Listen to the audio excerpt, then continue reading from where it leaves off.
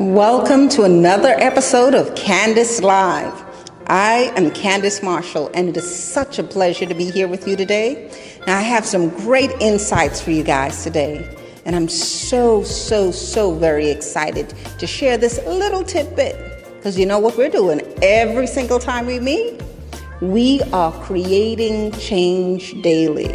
So let's jump into this little bit of change and make something happen. Well, I have a great insight for you today. Now, it's 2021, and as always, every year my kids come up with these grandiose ideas about, how to celebrate their birthday, how to celebrate a holiday, how to celebrate something or the other. But this year was extremely special because each of us hit some sort of milestone, and so for our birthdays, we did something a little bit extra. Now, my eldest son decided about 6 months ago that he wanted a bar mitzvah. A bar mitzvah. We are not Jewish, nowhere near it. But he said, you know what? I'm turning 13, I'm becoming a man, so I need a bar mitzvah. So I thought it was the funniest thing ever, but he kept insisting. And after a while, he decided, okay, you know what, I'll downgrade it to a family get-together. I want a sophisticated cake. I want to go out for dinner, I want to live it up a bit because I'm turning 13. So I thought, not a problem. But the bar mitzvah idea kind of stuck in my mind. And the reason it stuck in my mind is for one simple reason. I grew up in a very, poor neighborhood. And it was a struggle for my family to just make ends meet. We were a very large family, but very little resources. But one thing we had a great deal of is we had a great deal of love. We were a tight-knit bunch, And, as I got older and became an adult, went out on my own and was doing my own thing, I would have these conversations with my mom all the time when I hit a roadblock. And I would say, Mommy, listen, I know you ain't had no money or land to give me, right? But you know what you could have done for me? Would have gone a long way? Is if you had just written down what you learned from living this life. Because it's hard out here. It is hard out here. And everyone tight-lipped. No one will tell me how to get through this. Because in order to tell me how to get through this, they got to tell me how they got through it. And I thought that was so profound. And my mom would look at me oftentimes when I say this to her, because I say this all the time. And she was like, but I didn't do anything. I got up, I went to work, I took care of you, and that was it. End of story. No big deal, And I told her it had to be more than that. There had to be some things that were going on that you could have taken note of. Like, something as simple as, this kid has a runny nose. How do you deal with that? That would have been a great heads up, This is how you feed these kids. This is how you make money. This is how you survive. Or better yet, you know what? Life is hard, but you're gonna do okay. You just hang in there. Because I've wanted to give up a couple of times. I'm sure that you've wanted to give up a couple of times. And it would have gone a long way for someone to say to you, you're gonna make it. It's okay, And so these thoughts were running through my head, and I thought about what my son said about a bar mitzvah, about him becoming a young man. And a few months ago, I decided that I would begin this project called the Joshua Project. And what the Joshua Project was all about was that I would reach out into our community and invite people that he has met from he was a baby up until now, to send him words of wisdom or encouragement. Let him know what to expect on the road ahead, and give him some insight into how to combat, or just, how to prepare for what's next. And it's a simple thing. It is a simple thing. Sometimes a simple word of encouragement, a simple, hey, listen, if you happen to go down that road, Here's what you're going to meet down that road. Or if you decide to go out today and the clouds are gray, it's possibly going to rain, you may want to carry an umbrella. And it seems so simple, right? It seems so simple. But it would amaze you how many people walk out of their doors, look up at the sky, and see that the skies are gray, and think to themselves, oh, it's a great day. There's no chance of rain. And then, they make it halfway through the day and the rain comes down pouring, and they think to themselves, I should have brought an umbrella. I should have brought a raincoat. But here it is, if someone had stopped them early in the morning and said, hey, listen, you see when the sky is gray like that, that means it's probably going to rain. When it's dark like that, it's probably going to rain. You see it's on that side of the island, it's going to come this way, and so you may want to carry an umbrella. So halfway through your day when that rain comes pouring down, you're ready. You're ready. I mean, if you want to dance in the rain, do it. Do it. Umbrella or no umbrella. If you want to dance in the rain, dance in the rain. But the thing is, maybe you don't want to dance in the rain. But because that person was there early in the morning to say to you, hey, see that dark cloud? When you see it looks like that, you may want to carry an umbrella. That can change your day. It can absolutely change your day. And I think about simple things like that. And so with those things in mind, I set out to do something for my son that I felt as though would change his life. Maybe not today, but definitely in the future. So I sent out an open call to all of our friends and family, and I said to them, hey, listen, the boy's turning 13. I want you to send him a word of wisdom, a word of encouragement, a life lesson, whatever you learn. Send it down, and I'll put it in a book for him, and I'll present it to him for his 13th birthday. And so 60 of our closest friends and family took the time out, and they sent him a message to be included in this book. And so once the book was completed, it was a nice book. It was a leather bound. On the front it read, for he knows the plans he has for you, plans to prosper you and not to harm you. And inside, all of those messages were pasted to the pages with scriptures to go along with absolutely every single message. And then I wrapped it up in some linen fabric, and I created these lilies, origami lilies, and placed on the top. And when I presented it to my son, I told him, I said, this is from your village.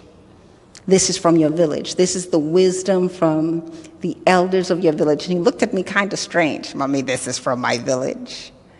And he smiled, a little crooked smile. And he says, that is so thoughtful. And I told him, I said, listen, this is a part of your toolbox for life. This is just not about you being 13. This is about you becoming a man and living a life that is your own. You're going to have to make decisions along the way. And you're not going to be sure about what is right for you. And when you're not sure, I want you to look back at this book. I want you to look back at this advice, because none of it is exactly the same. Everyone has chosen their different paths. But with each path chosen, there is a reason why. There is a backstory. What is your backstory? When you are choosing your way forward, don't look outside of you just at what everyone else is doing. Sometimes you have to look inside of you. You have to look at your life and your past experiences and gather an understanding of who you are in relations to what you're going through and the advice that is available to you out here. Because sometimes you can get the greatest advice in the world. Yes, man, perfect. Wow, somebody else took that advice. Man, they did great. But that same advice could be the thing that undoes you, because you're not built that way. You're not built to stroll down a paved road. You may be that person when you stroll down that paved road. You trip over things imaginary obstacles, imaginary this, imaginary that, because that's not you, and that's okay. But know this, there are people just like you that have walked down the same road, that have stumbled and fell, and that have found out, that have discovered that, hey, listen, maybe this ain't for me. And you know what, darling? It's okay. It's okay. In order for you to get to the wealth that is for you, you're going to have to find your path. And when you're looking for that path, you're going to meet people along the way that are going to impart to you knowledge, wisdom, and understanding. And it is up to you to take that information and put it up against your life and say, all right, this is me here. I need to get over there. This is the information that is available. You know what? I can use these two things to get me to where I need to be. I don't need to take everything, but I can take something for my journey. Not because everything is being offered means you must take everything, and not because it is being offered today means that you may take it today. 10 years from now, you may be going through a situation in your life. You may be changing careers. You may be starting a family. You may be ending a family, going through a divorce. You may be coming into yourself and not sure about what to do next. And then you remember, you know what? I was listening there was a show called Candis Live, and she was saying about taking in wisdom and storing it up for when it's needed. Let me tap into that wisdom. Let me tap into that thing that person said to me so long ago that when I heard it, I was like, this is irrelevant to me right now. This don't make no sense. But the thing is about wisdom, it's like money. It's like money. If it's valid and it's good, it will always be valid and good. If this is cash, dollars, dineros, today, and you can spend that and you can buy and you can multiply whatever resources that is you need or you desire for yourself, the same thing can be said of wisdom.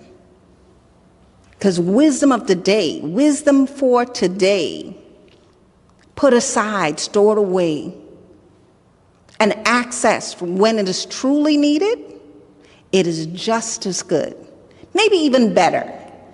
Because today, those words that are being said to you, those words that are being spoken into your life, those words that are just floating in the ether, that you've come in contact with, you're like, now that's powerful. It may not be relevant for now, but it is powerful. And so you know what? I'm going to challenge you to do something. All right, I'm going to challenge you to do something that's a little bit different. The same way I took the time to call on our village to send words of encouragement for my son, and we put it together into a book to give to him so that he could have it throughout his life. I would encourage you to create a treasure of wisdom for yourself. Today, if you hear a message that, this don't apply to me right now, but that's a good word. That's a solid word. You could do something with that. You know what you do? You get yourself a journal and you write it down. You write it down. You have an experience that affects you tremendously. Write it down. If you meet someone and in that moment, that experience sparks something in you, and you can't really put your finger on it. You just can't. It's like, it's like tasting something in the air, but you're just too far away to, go and, hey, let me look in your pot. Let me see what that is you're cooking. But you could smell it and you could taste it. It's so visceral. Write it down. Write it down. And 5 years from now, 5 days from now, go back, look at it. Remind yourself of the wealth that has been afforded to you throughout your life. Every single day, every single experience. Truth is being unveiled to you, hope and promise unveiled to you. And when you capture it, when you hear it, just like that, write it down. When you see it, just like that, write it down. When someone gives you something that causes you to pause, even if you don't keep the thing. Pull out your journal, pull out your notepad, pull out the little thing, pull out your tablet, your computer, whatever,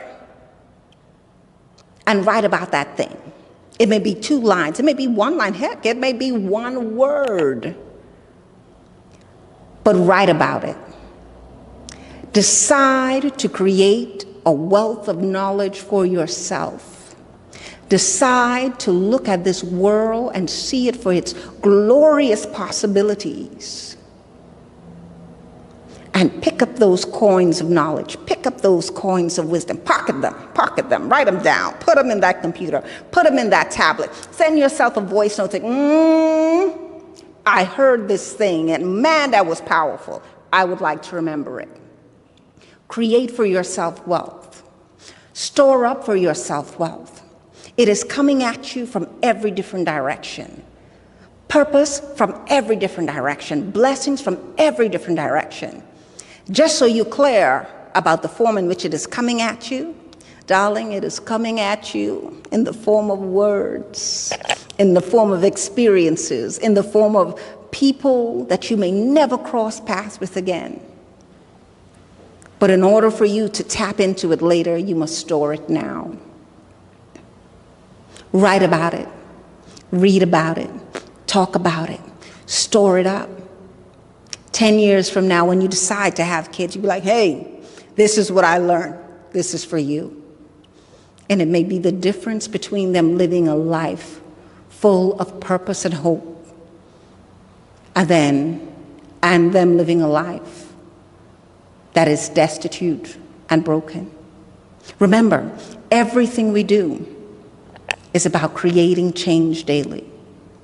Simple, tiny moments coming together, one by one, creating change. We don't have to do the big things, but just taking this time, taking this moment, taking that word, taking that knowledge, taking that opportunity, one bit at a time, putting it together, and creating change daily. As always, it is a pleasure to talk to you, and it's a pleasure to be with you. I love you. Thank you for tuning in to another episode of Candis Live. As always, it is a pleasure to be here with you. Now remember, next time we're going to dive into something fantastic. So you have to show up. I'll be looking for you. So next time, Candis Live, create change daily.